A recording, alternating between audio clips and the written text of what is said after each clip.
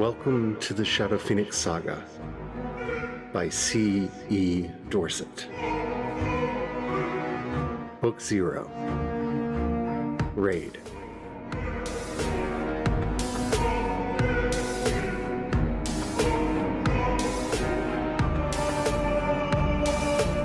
Chapter 6.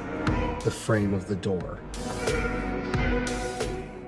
Maeve awoke, grateful for a good night's sleep. She scratched Gomruth on the back of his head. They basked in the morning sunlight. A peculiar energy wafted through the air, casting a chill like a shadow. She ignored it. As they drew closer to Clarestone Enclave, her anticipation grew. Besides, a shrine should cast a strange pull. Maeve hated surprises. Nothing good arrived unannounced or unexpected. Such a challenge required a clear and focused mind. She always turned into the wave so it didn't capsize her, if only Garland provided them more and better information about the crypt. Maeve stumbled half asleep out of her room. She shambled to the galley for a hot cup of Ezun to wake up. Bass sat at the table with silver-white hair and mirror-like eyes. His formerly pale skin shimmered with a silver hue. "What happened to you, Bass?" Maeve asked as she filled her cup. "Please don't call me that anymore," he said in an emotionless tone that bordered on melancholy. "Call me Sebastian or Sev." "All right," Maeve said, taking a sip of her Ezun. "Sev, what happened to you?"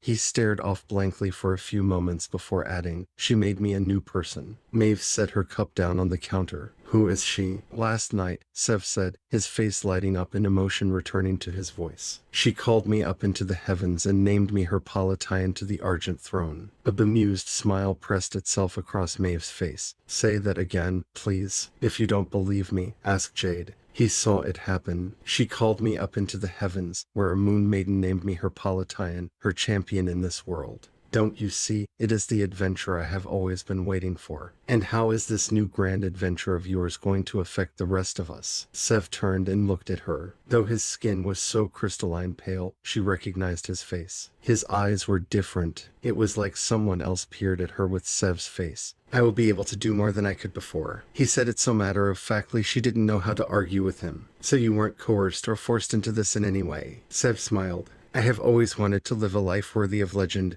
and song. Now I finally have a chance to make that happen." Maeve didn't have the words to respond. All she wanted was for her friend to be happy, but if that happiness meant she would lose him forever, she didn't know if she could bear to pay that price. So close to their destination, Maeve didn't have the time or energy to see division among the crew, so she ignored Sev's rash decision to accept a gift from a spirit without talking about it with the crew first. She had never met a spirit. What pressures would she have experienced in his situation? Such an experience must be intoxicating. She didn't know how to address the issue with the crew. Jade acted out the story of how Sev was taken and returned to the ship. He believed it was a good sign that one of them had attracted the blessing of a noble spirit. Crane didn't care. Many people he knew from home had gone on pilgrimage to Lightfell, where they returned with blessings from the lieges. Harley was far less accepting, but she agreed with Maeve that they needed to understand the ramifications of the deal Sev had made with the Moon Maiden before she could form an opinion. Life on the Buttercup carried on relatively normally. The exception was Sev keeping to himself. He also switched to the Night Watch to learn more about the gifts he'd received.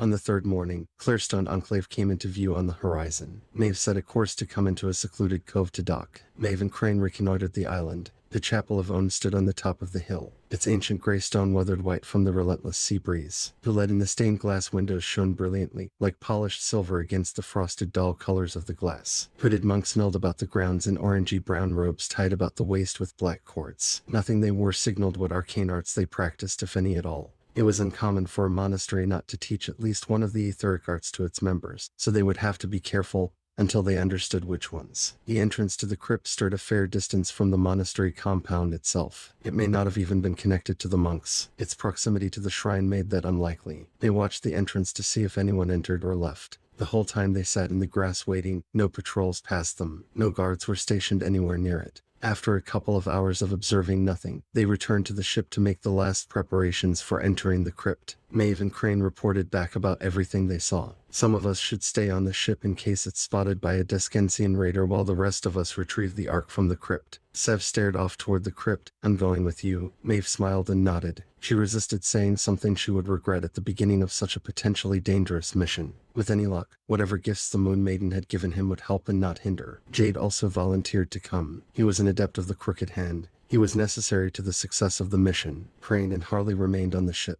Maeve, Sev, Jade, and his familiar Drain disembarked. The Sharkhound ran ahead of them to scout the path. His small stature made him the least likely to be seen, and he could run back to warn them of dangers ahead. The monks moved in dotted lines, chanting their prayers in Descensian to own. Jade wanted to fight their way in, but since they would have to fight their way out, Maeve wanted to keep their presence a secret for as long as they could. The bell chimed from the chapel. With each tone, Sev's eyes flickered like a flint struck to build a fire. He closed his eyes and covered them with his hands, but not to obscure the light. With each toll of the bell, he winced in pain. Maeve took him by the arm. "Do you need to go back to the ship?" she whispered. He shook his head while keeping his mouth clamped shut to keep a scream from escaping. Maeve held him as he quivered with pain. The bell must have been enchanted, not against thieves, or they all would have suffered like Sev. What had the Moon Maiden done to him? Why was he vulnerable to the bell's tolling? Was it enchanted specifically to harm those touched by the spirits? And if so, why? Wouldn't that prevent the monks themselves from receiving Own's blessings? As the last tone of the bell reverberated to the windswept silence of the hills, Sev collapsed to his knees. "Are you sure you don't need to return to the ship?"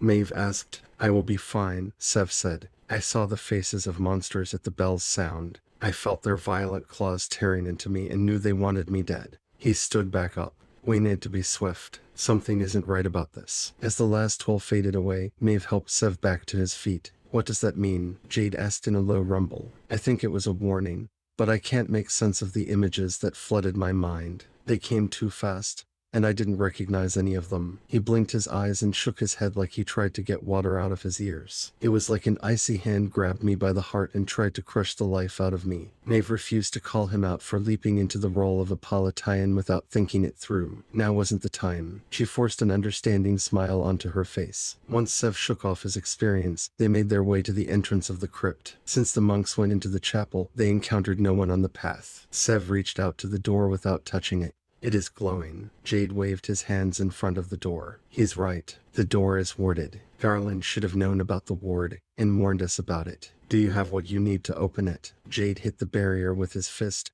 and watched the light ripple around it. "This isn't like any ward I have seen before," he said. "Give me some time and I should be able to crack it." "I can see the incantation written into the barrier," Sev said. "Can you read it?" Maeve asked. Sev shook his head slowly. "I feel like I understand it." Jade shrugged. "I didn't see an incantation or a ward. Maybe the Moon Maiden blessed him so we could get in." Maeve sighed. She hated the notion of their fate being dictated by creatures beyond her understanding. "I don't care which of you unseals the door as long as we get in." Sev sat next to the barrier with his hand on it. Light rippled in sharp rings from it as if he tapped on the surface of a limpid pond. Maeve monitored his interactions with it as closely as her abilities allowed. It wasn't an aspect of the Windjammer's art. She never learned to see the subtleties of ether as it flowed through the world. Sev studied the same arts as she did. He shouldn't be able to see the ether either. That he could apparently see it now showed how much the Moon Maiden changed him. It took years of study to learn how to see the ether, and she gifted this ability to him with none of that effort.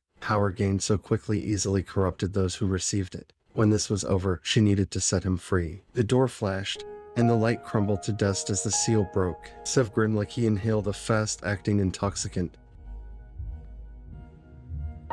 Thank you for listening to the Shadow Phoenix Saga.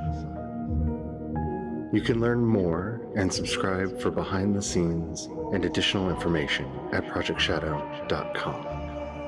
While you're there, you can also sign up to support this work. You can learn more about our world building at cryptsandwyverns.com.